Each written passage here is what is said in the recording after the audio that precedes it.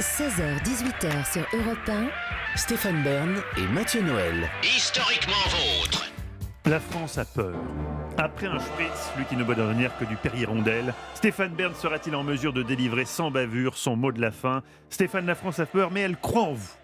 Elle a raison. Mathieu, parfois, quand je vous regarde, jeune, talentueux, fougueux, vous me faites penser à James Dean.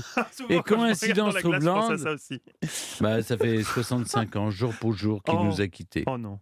En hommage à sa beauté éternelle, due à son charisme, à sa disparition soudaine dans un accident de voiture, j'ai cherché une expression automobile.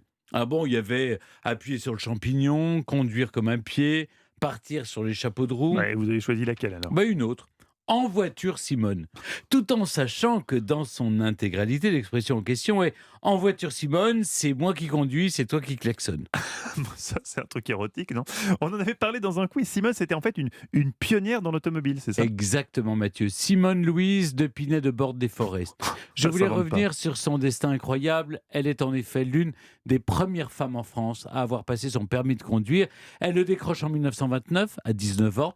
Et dès l'année suivante, elle participe à des courses automobiles, notamment avec sa maman en guise de copilote.